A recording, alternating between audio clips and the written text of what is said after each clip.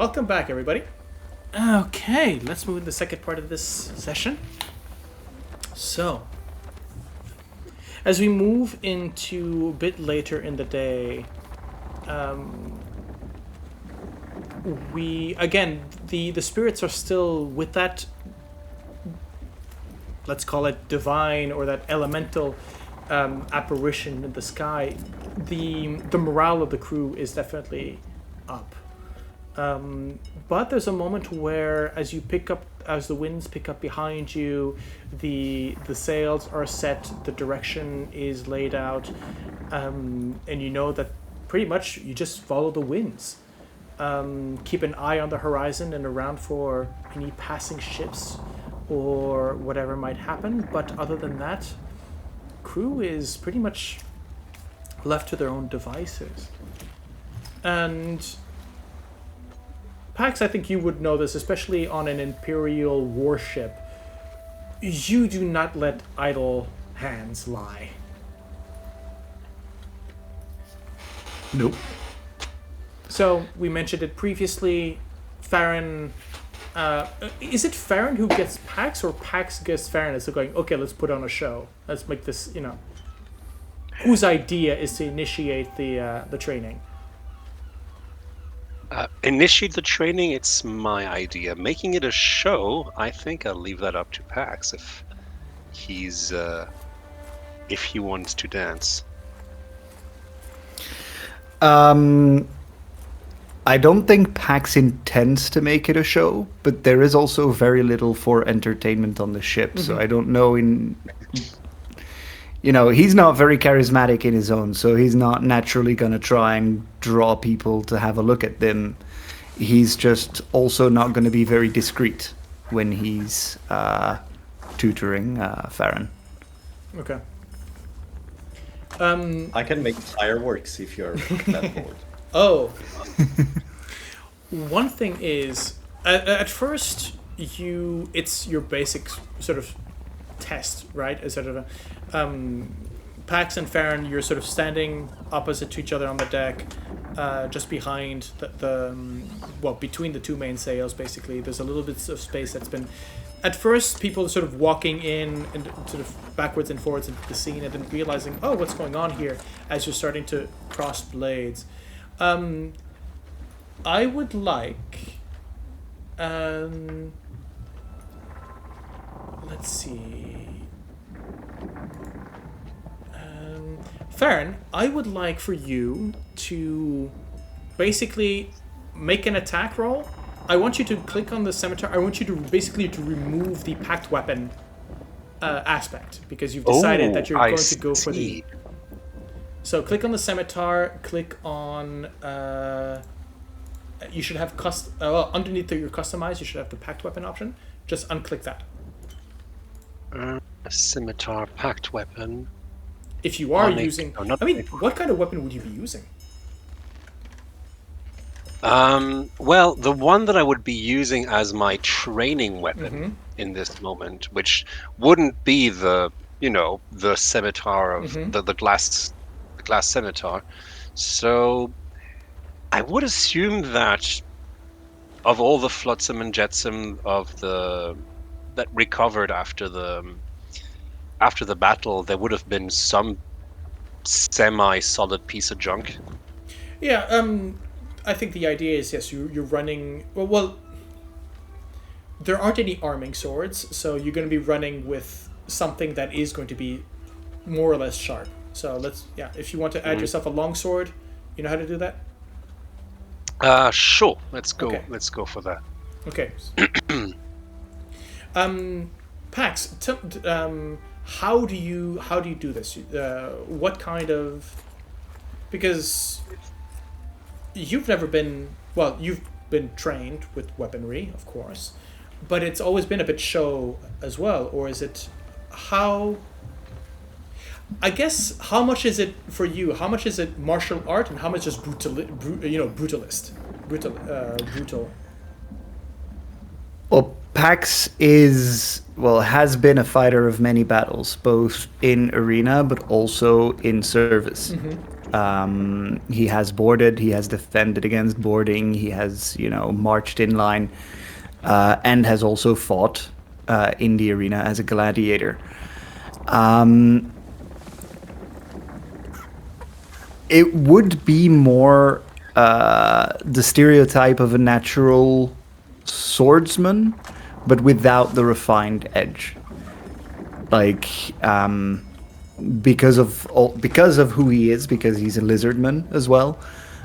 His moves are erratic. His stances are different. He ducks slower and faster than a human would be able to because his bones are different. That's what make it look more beastly to the untrained eye. But what I would like to think is in these sessions with Farron, because Pax is also slowing down. He's not intending to humiliate Farron or to, send him to bed with bruises and bumps every night. Anyone that is trained in swordsmanship or martial arts would then start noticing certain degrees of precision that can only be attained by someone that does practice with the blade and practice technique. Okay. Well then... Farron, don't forget to equip your longsword. That would be nice indeed. And... No, it says equipped. Okay. Doesn't so it should be in your actions. It is. Right. Clarification. Longsword, rapier. What makes most sense here? I got a longsword, but I also have the rapier. I would say go for the longsword. Longsword. Especially considering that it's not a martial weapon. You are not proficient in it, and therefore it's going to be it's going to mark the difference. Make me an attack, and Pax, same thing. Make me an attack. Sure thing. Coming right up. Right. Okay. So Farron, that's an 11. Pax. Oh, you're going for the short sword. Okay. 13. I believe that is under each. That is. Those are not hits on either side, right? Yeah. Okay. Correct. Yeah. So I think it starts slow, right? The training is. There's a bit of. I guess there's a little bit of snicker where. They're basically seeing a beast of sort of the gladiator beast versus the foppish so down on his luck merchant, and you can you're not yet putting on the show specifically, but sailors are sort of looking in, and you start hearing the clinking of coins. By the way, just as a reminder, in that pile of treasure that you had found, I'm going to remove. We had discussed this. I'm going to remove the pearl as an object, but I'm going to leave you the monetary value. In your group inventory now, so you can put down, instead of the 500, you can put down actually 3,000. And that is considering the crew's share. So you see them sort of pass along this newly minted wealth, and you can see that the bets are way off the scale, right? As in, they've just had each of them have at least 50 to 100 gold in their pockets.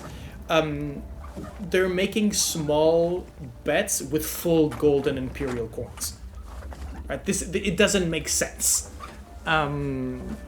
It's the guy's going, oh yeah, I'll put down $100. People playing with fake money instead of like, oh yeah, I'll put down 2 million. That's that kind of spirit. And there's quite a few bets are going,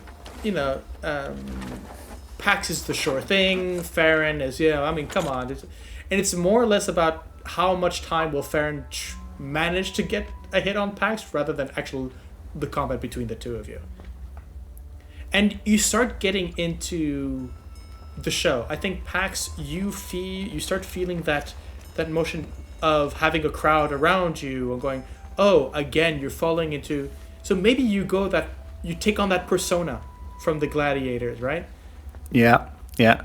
See, feeling the energy going around and like that chatter going up and up and up, and some torches being put around, and that circle naturally starting to form. Farron would definitely see it in Pax, like the eyes narrowing briefly, and instead of very methodically doing parry drills and pushing his blade away to teach him the weight of it, he starts rolling his shoulder or flipping his blade around when he's getting ready, almost instinctively.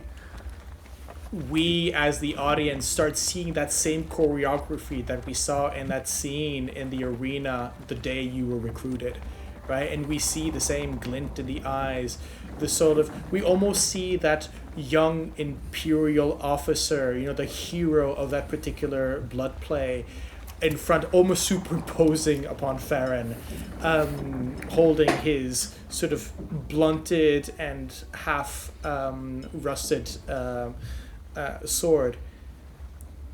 And Pax, how much do you put pressure onto Farron? It is clearly audible that the bets are in general going in Pax's favor, right? And yeah. there is that degree of doubt that Pax.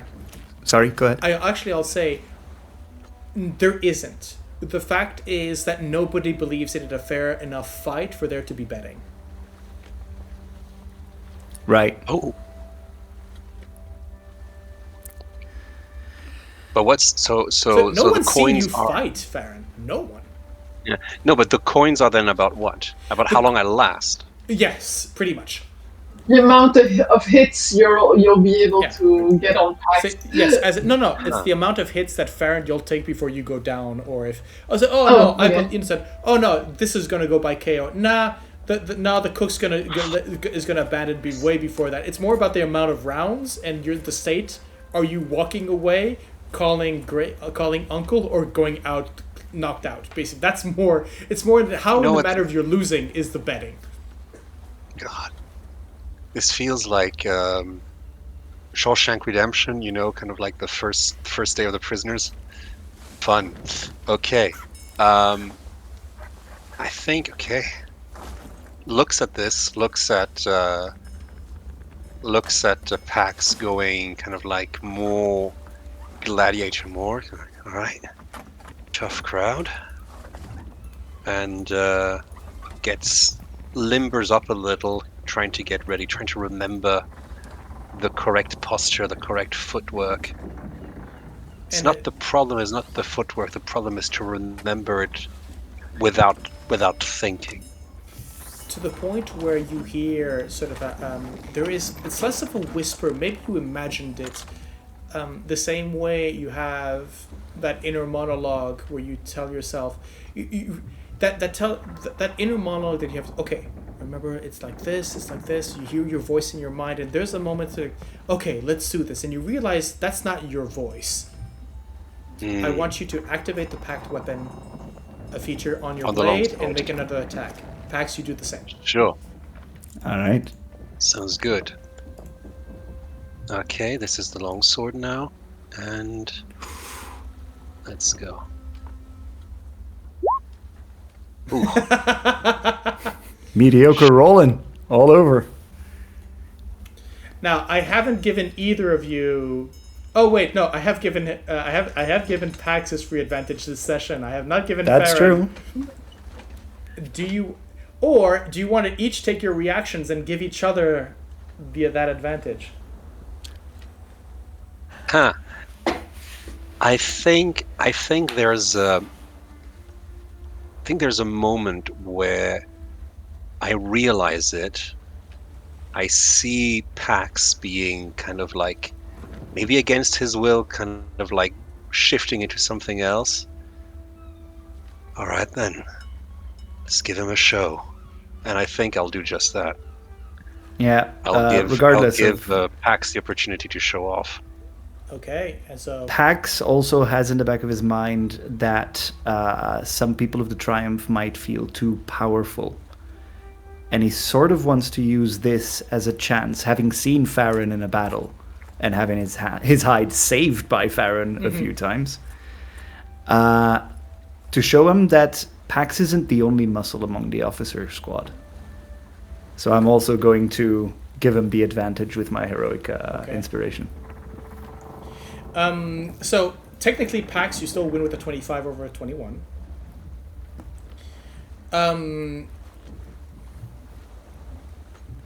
Farron, I think, and feel free to put in your own spin here, but I think that the way that the fact that you fight with your charisma means that, in my opinion, you're fighting much more in a showmanship, right, than actual blade. As in, I can see there's much more flourish, right, cape moving about, or something along those lines, right. So you're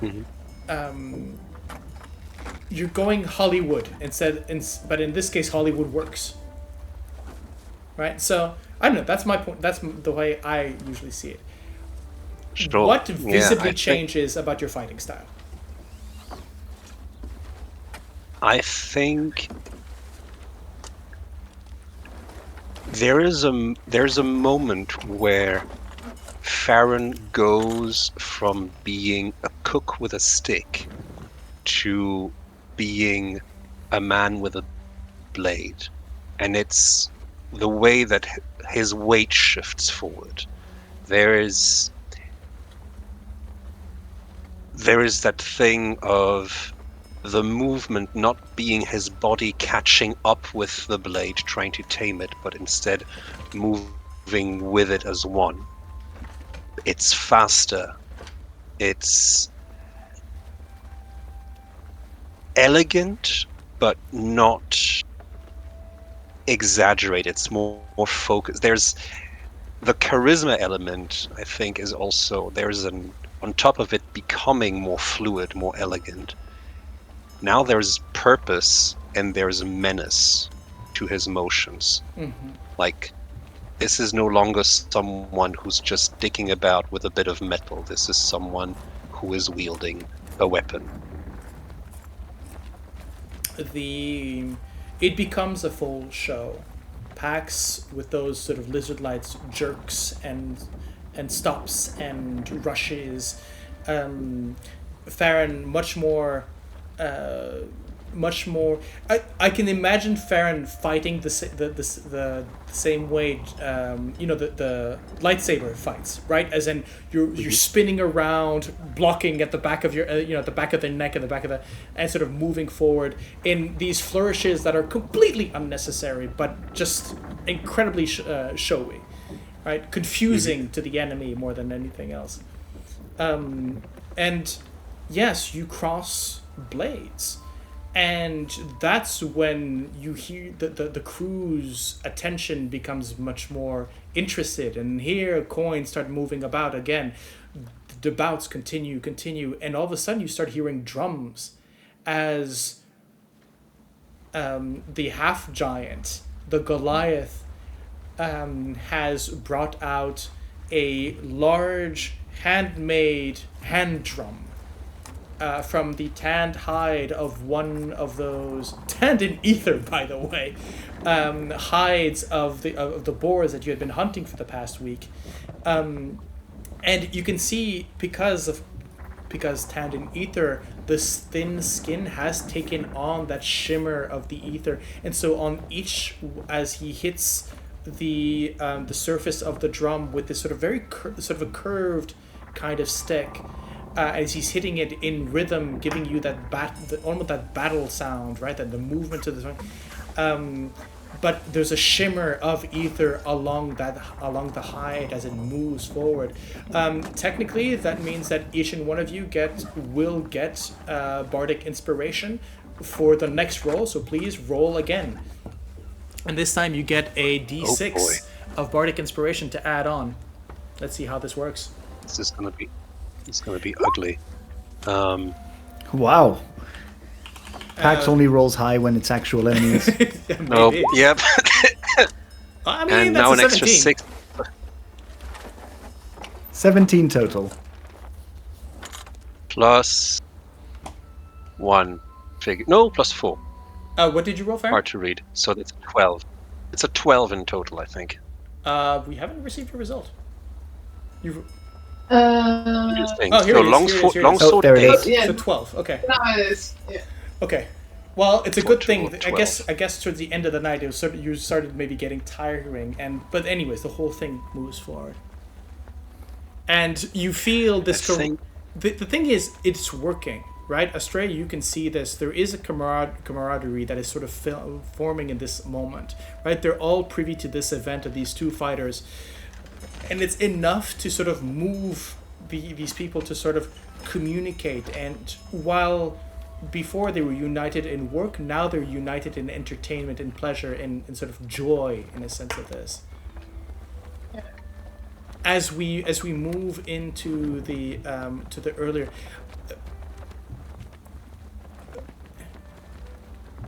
you're taken about this whole mirth is sort of taking place, and I think there's a moment where there are cheers. The moment where Pax sort of you give. I mean, how do you put Farron to the ground? I guess would be my question.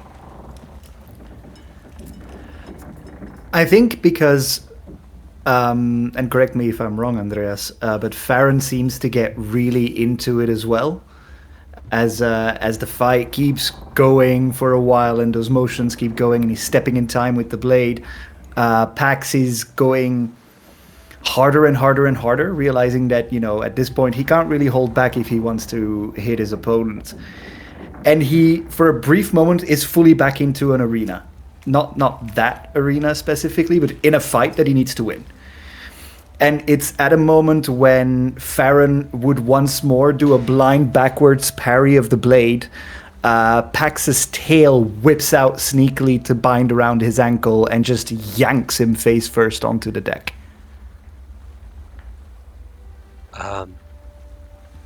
There's a moment. Bell properly wrong. Stands back up. Wipes away a bit of blood. And he just looks around past you. And he looks at the piles of coin that are shifting hands. And the bets that have just been made in his name. And he takes that in. And then he drops the weapon. Stands up. Pax will help him up. Sharp ends ain't the only dangerous part in battle, but your footing's getting better. Right. Well, if my muscles allow it, same time tomorrow? As Farron goes to turn around, Pax just unceremoniously grabs his shoulder, puts his knee on his lower back, and just pulls back to crack his spine and just open it up completely and just says, "See you tomorrow, Cook."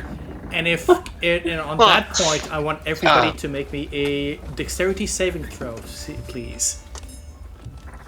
Oh boy. As you hear Astrea, Okay, yeah, sure. Astrea, you're on the deck, sort of looking down at these people sort of reveling, maybe a bit distracted from going forward, to the point where you hear you hear Karen. That was almost a 20. You hear Karen curse, and then lean heavily onto the bar of the ship. Could you please roll me a d20 for me? Yes. Coming right up. I just want to make clear that that's nice. I used my heroic inspiration. Okay. Just, Okay. Basically, as she moves in, as you curse, she moves. The ship veers onto one side violently, as you hear a thud and a scraping, as out of nowhere a pillar of rock just emerges from the ether, splashing in the same way a whale would breach. Just in front of you. It was not there 20 seconds ago. Fortunately, with a 14 adding to whatever bonuses, your helmsator,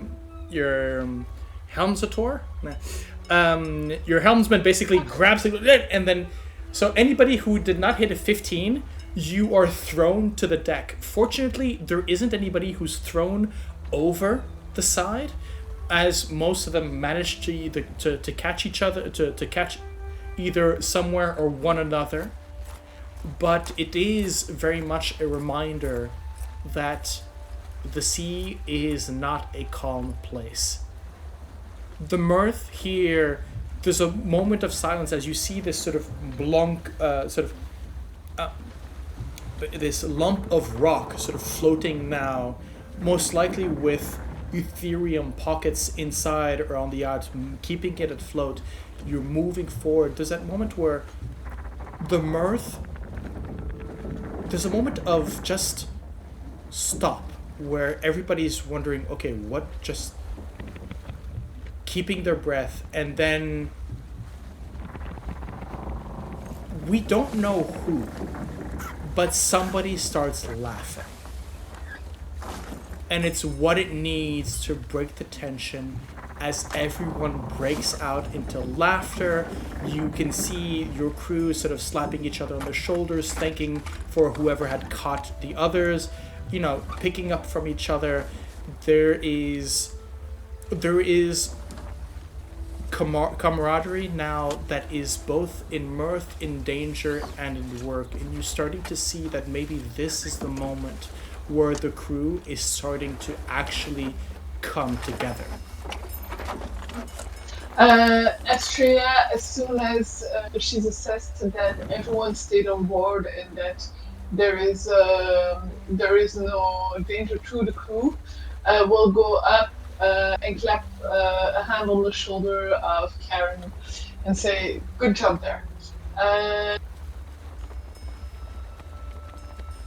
And calmly ask Markov if she can find him to assess any damage to health.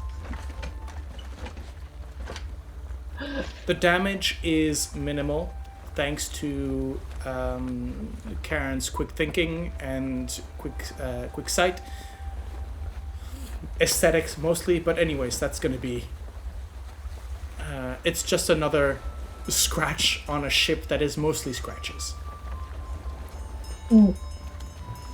The shifts go on. On occasion you'll have changing of shifts. Sleeping is...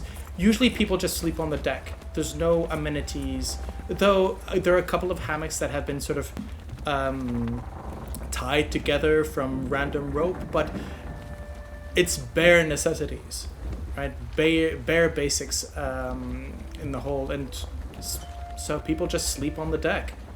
It's better to sleep under the stars, I guess.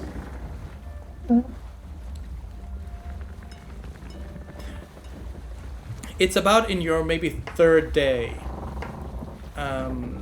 of travel that you start seeing, just on the horizon, you start seeing a bright light. Not of a star, but of an island. You see very much in the far this illumination. It's almost like a mountain made of light, just peering at the horizon.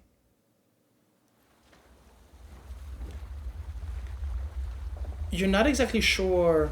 I mean, you've heard the rumors, you've heard that one of these islands is a portal to, is sort of illuminating, it almost looks like a lighthouse, but of immense size. The Isle of Drakes is in sight. And I think that when whoever is on lookout duty calls out for land, there is a bustling of activity among the crew, because everybody wants to kind of see what their new destination is. None of you on this boat, apart from maybe Emil, years ago, has ever set foot in the Drake Islands. This has always been the stronghold of the enemy, the unknown bastion of the Drakes, this inaccessible spot. And you are going there now, hoping to find refuge, safety, and supplies.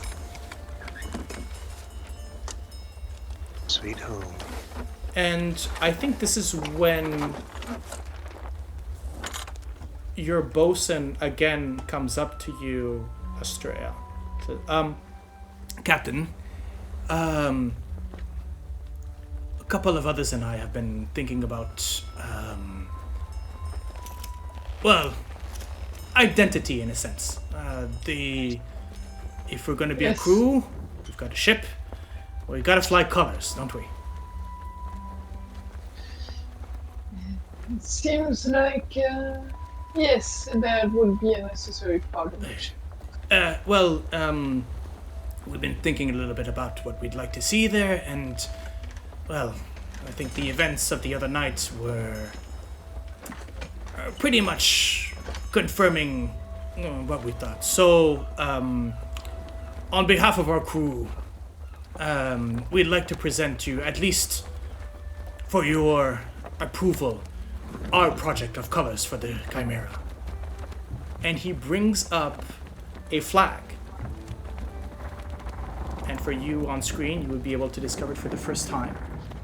The crossed weapons of Pax and Farron underneath the 3 stars of Aleph, pushed from behind by Gizmo's fire.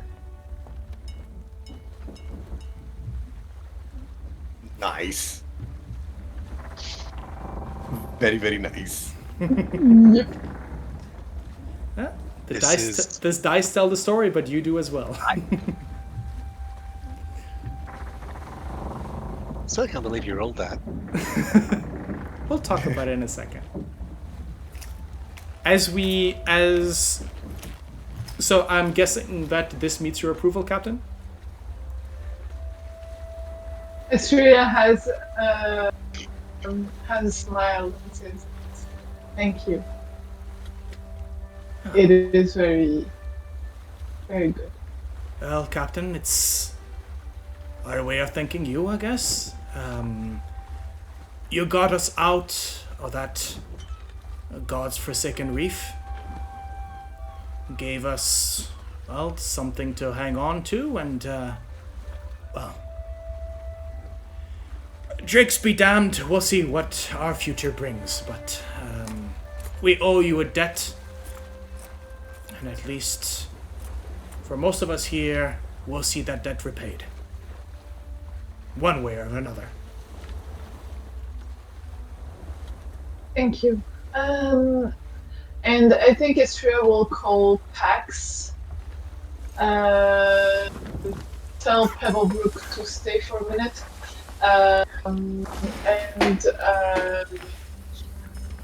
How coherent is Markov? Since a couple of the have been. I am going to roll for Markov. Let me roll a. I might actually do this every day, just for him. Let's see. Where are your tokens? Where are the tokens? There we go. Markov.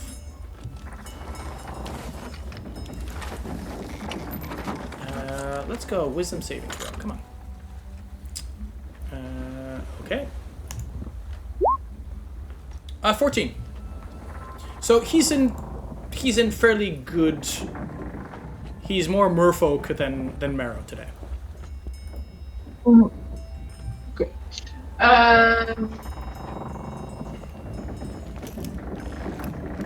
Thank you for coming. I called you here because we have to think about strategy of how to approach Drake Isles. Are we simply refugees? Are we a new ship and crew? How are we presenting ourselves to them? Because if they know that we're basically here as citizens of both empires, they might just treat us as spies and kill us outright. Emil sort of. The Drakes take in many. Or at least they did. It's been a while since I've set eyes upon these islands. the deserters, those who would flee both Eris and Caroline, are often seen to arrive on stolen ships or through whatever it means that they might find. I do not think that this crew would be much of a bother, at least at first. Reputation is a pirate's coin, as they say. And if we are to be quick in making our name known, so that if they see the colors fly, they know who they're dealing with. Some will react better to intimidation or friendly relationships. That is on how each and one of us will prove our name and interactions with them. But then again, it has been a while since I've been on those islands. Things might have changed.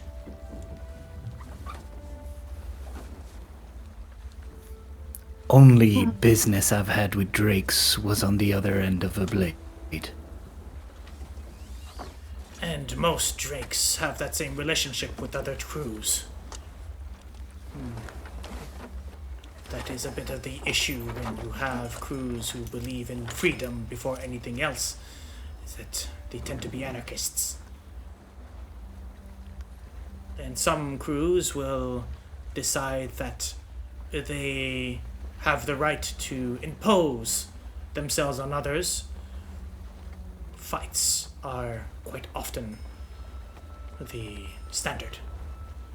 But that is what made the Drake so frightening to both Caroline and Eris back in her day. She had enough behind her in manner of reputation and power that she managed to unify the Drakes into one faction.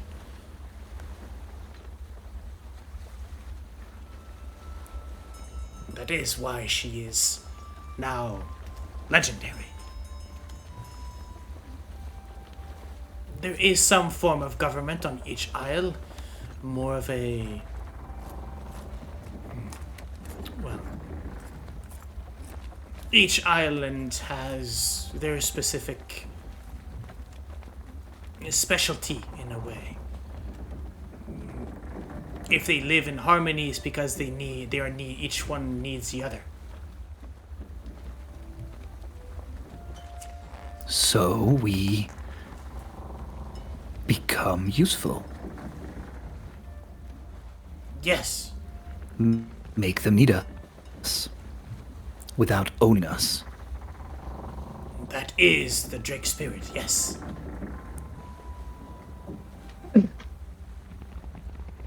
We'll just have to convince the crew to stay tolerant. Dear DM, was it Jork that was wearing the patchworked uniform? Or was that our friend here? That's Pebblebrook. That was Pebblebrook. Yeah. Pax will, not in a hostile manner, but in his typical dry, socially deaf way, just gently plucks at the Arisian colors that he's wearing. And you might not want to wear that. Yeah. Good thinking. I'll see about a knife. Captain, orders?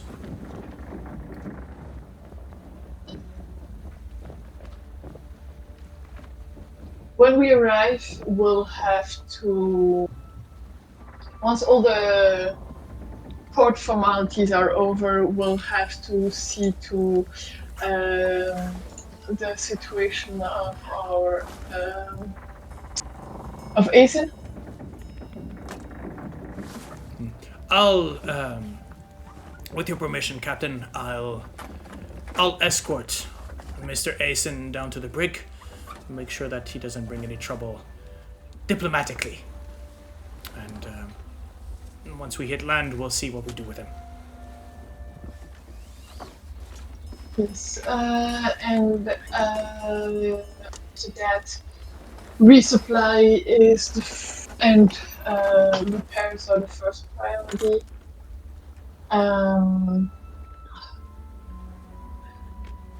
Everyone on the ship is free to do as they please. We won't keep anyone who doesn't want to stay, so I'd say inform the crew that this is their first but not last chance to, if they want to find a safe passage back to wherever they want to go. And arrange passage with a Drake ship or a merchant ship that would happen to be here. They won't be detained, they won't be kept. They have shore leave, and if they want to continue with the Chimera, they'll have to be back at the ship. Let's say in 3 days, because that's the time that we'll need for the first part of the resupply, I guess.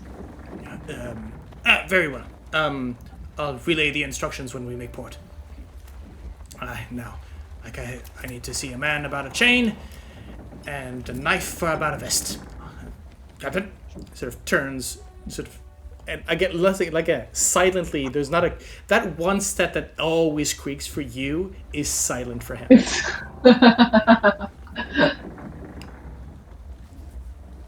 Right. When he walks off, Pax stays behind with Astrea for a moment, knowing everyone is busy with their work. Assuming, Markov probably leaves as well. Okay. Why did you do that?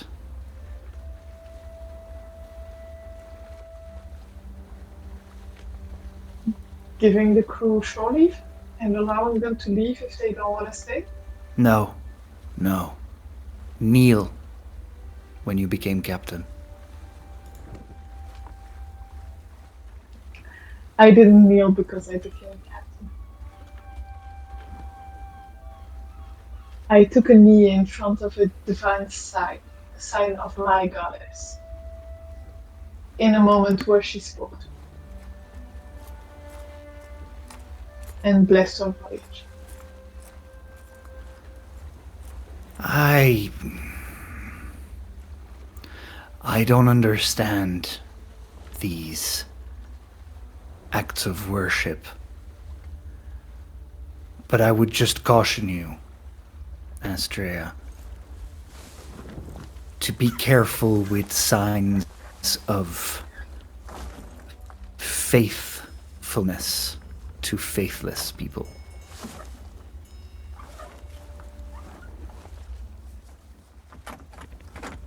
This crew Astrea, hasn't proven loyalty yet. Your neck was bare. Astrea has a slow smile and looks at you and says, sometimes there are choices that are not choices. Sometimes there are priorities worth taking a risk. I spent my whole life looking for her. She finally revealed herself to me, and you would have nothing. I understand your precaution. I understand that it might not be of everyone's taste. But in that moment, it wasn't about the crew. It wasn't about anyone else than her, me, and a quest that has lasted for my whole lifetime.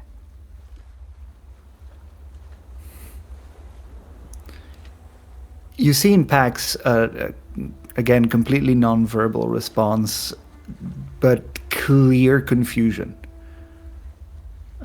He's taking in what you're saying, but he seems absolutely and utterly confused at the thought of doing something for yourself and an amorphous entity out there. Gods are real, obviously. Pax knows that. But still, you know. And you see he wants to continue the conversation, but essentially simply can't find the words. And you see a moment of that confusion going into frustration for not finding the words, where eventually he just shrugs, shakes his head, and goes, "Very well."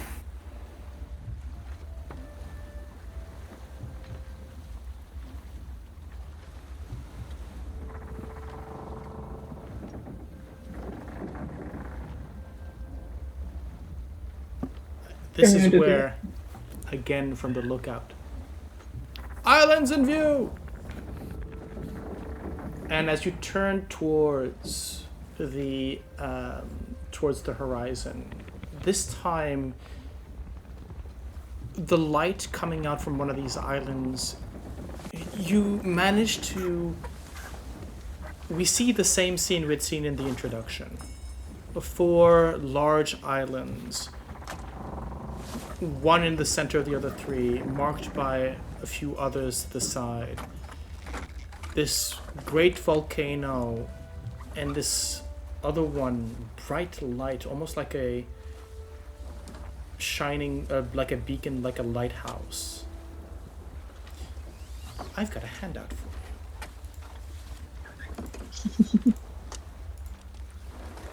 As we now start to see in the distance, approaching the islands of Drake.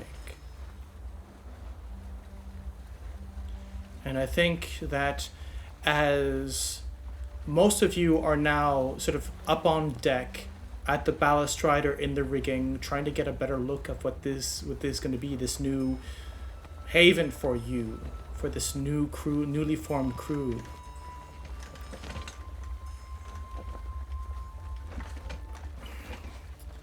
Emil comes up to you, Astrea, in that slow shuffle and scraping that he does. And grabbing your arm, not forcefully, but in a firm fashion, says, "We need to talk about the pearl." And that's where we're going to end up for tonight. Ooh. Yeah. Of course, that's where we're gonna end for tonight. Obviously. Yeah, well. So. Never ends with you had a good night of sleep, you wake up refreshed. Oh, Would you play this game if it was? Would you want it to, though? It will happen, I promise. Look, if I cannot have it in real life, at least let me imagine it, okay? I just want to leave the fantasy. Thank you. Oh, that is yes, that is the real fantasy of D&D is being able to sleep for 8 hours and wake up refreshed. Anyways, Fully rested and healed, please. on that note, friends, foes, you know the drill. We're going to take a very small break, at the end of which we will reunite to debrief on tonight's session, so the last 2 episodes, and the beginning of the second fable, or the second, how they call it, episode in this 6-part fable. So, if you want to straight move to the story, well, the episodes will be up. If you want to hear us debate and have our thoughts and behind the scenes, well, just stick afterwards. Right. See you in a bit.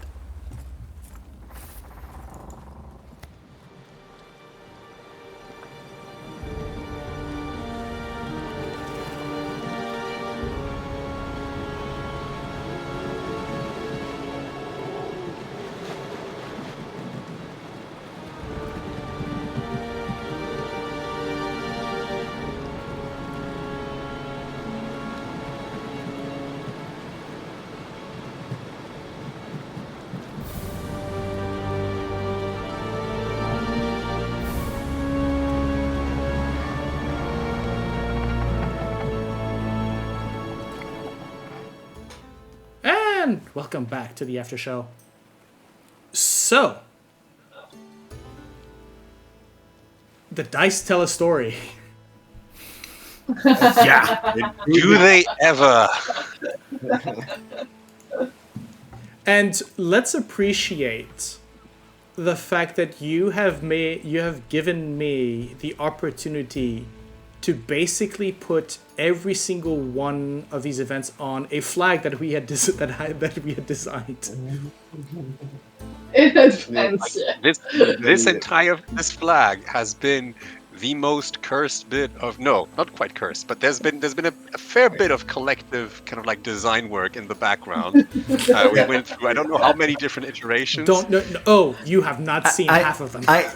I think it was very much like GenericGM being our graphics designer with 4 directors, all sitting in a different room, all isolated from each other and not having any sound, and saying, hey, a little bit more to the left, hey, no, a little bit more to the right, yeah, now angle it towards the sun, no, angle it away from the sun.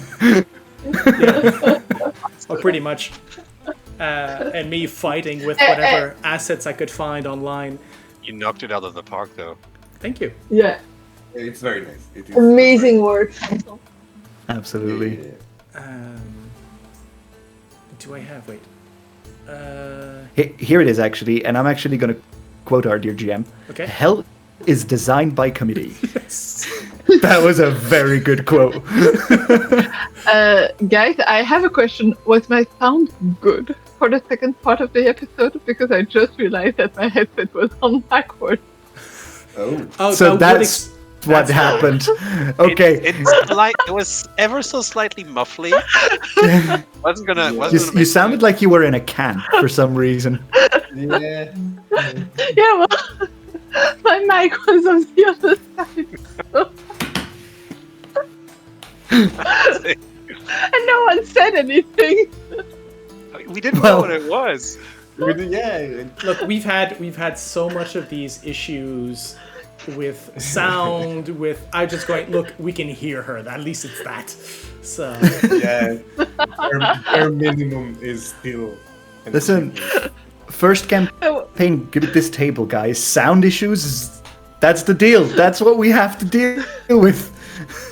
this is We've only been Sound here for issues, 14. the campaign. This is only what, our 15th session? But yeah. No, the dice tell a story. Yep. So you basically exit. Basically, there were two events when you would leave, right, for the first voyage, which is navigator would roll. If there was a failure, there'd be a complication, and the complications could be from any sort of. And those travel complications are still very much going to be used later on, right? Then there was 2 out of 10 events that you were going to run, and each with the little thing where maybe you pick up you pick up ether, maybe there's a bag of holding and you that explodes and you pick up stuff, right? There's plenty of different things. But the fact that you rolled the one fire-based event that gave it inspiration, because I mean it's phenomenal. That's like, that was. That was so good. Then of course we have Farron and Pax that decide, let's put on a bit of a show with the whole thing, which in the end, at some point I started to realize that, wait, these guys are pretty much drawing up the flag. And so that we were literally crossing our weapons. Yeah, exactly. Yeah. So yeah, no, it was a nice intuition. Yeah. In that situation, by the way, I do want to point out there's a reason why Pax didn't use the boarding axe. Yeah, because he only kills with that one. Yeah. Pretty much. He hacks with full strength, and there is no technique applied to that one. That is just hacking, because you use it to climb ships, climb masts. So when you use it as a weapon, you basically use it to climb someone's skeleton. That's an image. Makes sense. It's not solid enough, so. Yeah. No. And so yes, we'll know more about the pearl later on in the next episode, and you'll be able to explore the Isle of Drakes. By the way, fair warning and open warning to the four of you. This particular episode is as long as you wish it to be. It is a sandbox for you to go around and explore these islands. There's no particular order to visiting them, though I will admit there is a bit of a... there's one order that's a bit more efficient, let's put it that way, right? So if you feel there's a little bit of railroading, that might be because I just want to make sure that you get everything, that we don't go backwards and forwards and all that. You avoid too much back and forth between islands, I guess. Yeah. Also, there's they tell you in the adventure, oh yeah, they can visit it, but there's let's say there are first impressions if they happen in a certain order that will be more positive than if you don't. So, or wasted opportunities or stuff like that. So, there might be a bit of a railroading on my part because I'm telling you, okay, you've done this island, let's move to the next, and I'll give you. But again, if you decide that you're not the NPC is not trustworthy, go the other way, not a problem. But it does mean that you are free to explore as much as you like. There's no time crunch. This is not where, in 14 days, this happens. You're out of supplies and you will starve. As long in 14 days, the moon will rise, the blood moon will rise, and you will need to fight the. This is one of those rare adventures where if we decide that the timing for this particular is 6 months to a year, that's open. That's completely open. Okay. I mean, I think it's good because now the crew has been settled. The crew had their maiden voyage together on the new ship. Yeah. So there's going to be chats happening, dynamics happening. Like, we've all seen each other now on the vessel. Like, how long was the trek in total that we did now? 3-4 days. 3-4 days. So we've been living 3-4 days on a confined space. So cliques are beginning to form, quirks are beginning to form. Well, technically, you've been together now for about a bit over 10. I said a week of work for the ship, and maybe 4 days beforehand. So about you've been roughly between 10 and 14 days, so about a little less than 2 weeks together since the shipwreck. And confined spaces is going to be. I mean, you've been on islands trying to in survival mode. Absolutely. Yeah. I mean, speaking from my end, there's still a talk with Asin that's lingering between Pax and Asin for sure. Oh yeah. And then everything Drake.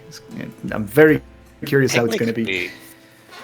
Technically, Farron's a Drake, kind of like. I mean, so he knows the Drake Isles a little bit, but not much. So, in the interest of keeping the surprise to everybody, I would say that Farron was Erisian originally, and at some point you were maybe captured and put into some indented servitude on a Drake ship, but you've never been to the Drake Islands. The Drake Islands are a bastion for that particular faction, but you'll have pirates that never went there. Simply because they have their own little fortress, or they move from port to port, or they have a commission from one of either the Assyrian king, it's Arisian, Eris, not Assyrian or Asrisian or whatever. It's going to be Astrician. The problem with the names of those two empires is you have the Arisians who sound a lot like the Assyrian Empire, who is a real life empire, and on the other side, the Cowline is very much a Carolingian, which is also a real life thing. So Yeah. So yeah, I just have to remember Caroline, as in the name, and then Eris, as in the goddess, and so Caroline and Eris, and we'll look. If I get this right by the end of the campaign, I'm happy. fair. And Again, bare minimum is still an achievement. fair enough. It's not even bare minimum. It's just confusing names. Confusing is. long names. Yeah. Yeah. No, it's this is gonna be an interesting. Yeah. So. Yeah, it's gonna be interesting. The clash of cultures. I guess next time you'll be able to, hopefully, we'll see, but you'll get a bit more information about tonight's intro. Ooh. Yep. So. You got things in mind. I like it. Oh, I've got things planned. Always. The book's got things planned for you guys. Yeah, more did. So yeah, a bit of exploration. I think it's interesting to have a campaign, or at least a scenario where you're going. Tell your players there's no rush. There's no time constraint. They can take as many long rests, whatnot, because. In my experience, I've played multiple campaigns where there is a time crunch, where there is a deadline, and it sort of backfires a lot, right? Where it mostly breaks the character interactions and the roleplay, I feel. Yeah. I mean, it's just In a lot of we ways. played what was it? Two very big campaigns: A Descent into Avernus, which has an invisible. No, there is no time crunch because everything is scripted, but it tells you that there is. It gives you the impression that there's a time as in, crunch. the city's coming down into the sticks, and so you need to do this before everything goes down. Which means that my players, my first campaign, blew through it, and said, no, well, there's not really any exploration we need to do. We just need to go. And at some point, I had to tell them, guys, you're not the city is not going to drown before the final scene. So do whatever you need to do. It'll only happen at the final scene. But we had another campaign just after that with another group, which is here on YouTube actually, which is the Tomb of Annihilation, where there normally for every day that you play, any person that you have back home is rolling a die to see if they die or not. And the whole thing about the curse is that there's no resurrection.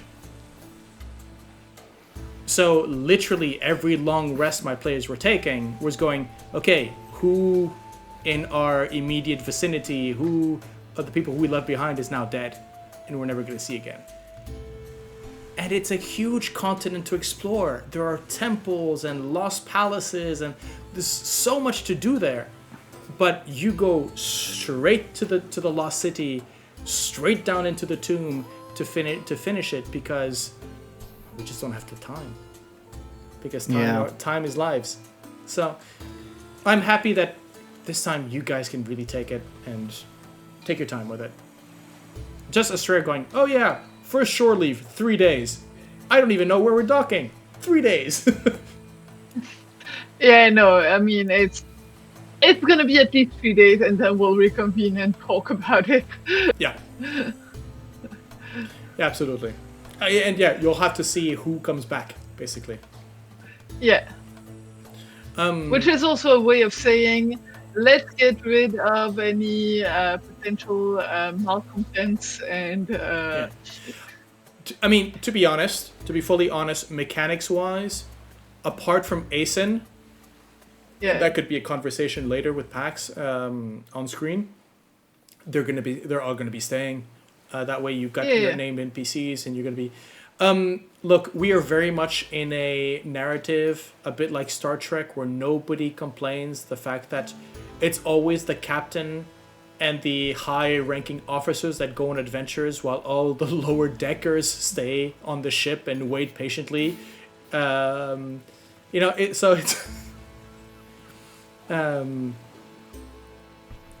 it's very much we live in that situation, right? Where no, it's the captain dies. No, the captain's always on expeditions, going in deadly dung jungles and that kind of thing. Don't worry about it. He'll be back. However, do not be the one recruited to go along with them. Do not be the NPC that carries the bags. Do not be the Here's red a beautiful red shirt. By the way, I highly recommend the book. If you can find it, it's hilarious. It's called Red Shirts. It's an amazing book, and it's exactly that. Yeah, and technically, there is the Lower Decks cartoon, which is one of the best Star Trek. The Lower Decks cartoon is amazing. How come both parodies of Star Trek are actually the better Star Trek shows? Lower Decks and the Orville by Seth MacFarlane. Okay, guys, watch it. It starts out as a parody of Star Trek, and then you realize it's just as good, if not better, than some of the shows. Anyways, geeks. Yep.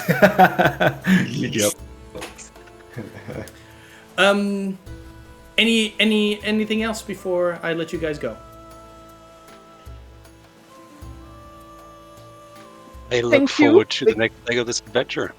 Yeah. And Same. thank you, because I thought and I found that this was really an episode, well, 2 episodes with a lot of role playing, but a good balance between everyone. So I hope Nader, because I felt Nader was a bit underrepresented tonight. Underrepresented. Yeah, but honestly, I didn't mind because, as I said initially, I am quite tired these days, so it was okay to sit back a little bit and be a spectator for the session. It's fine. Yeah, but if fine. you keep saying that, I'm gonna get worried. So. No, fair enough. Yeah. For the moment, nobody knows where Gizmo is until something explodes. That was That's actually true, though. another possibility in the. That is always another possibility. I mean, Yeah. there's a reason why Gizmo is represented by a flame on the on the flag. Yeah. I mean, in any situation, any position Gizmo might be in, his plan A is Big Boom. yep. And there is only a plan A on the list. There is no. Plan B. No. There's a plan B. Plan B is bigger boom. Yeah, it's basically a post-it note. Like on one side there's boom as plan A, and then on the flip side there's plan B, big boom. That's Because the it's whole plan BA. Well, it's plan AB, plan A boom, and plan BB, which is plan big boom. Or would be plan BBB. Anyways. Okay then. Well, friends, foes, players, thank you for this evening. And, well, maybe you meet again soon upon shores of Starlight. See you soon. Yeah. Bye. Bye bye.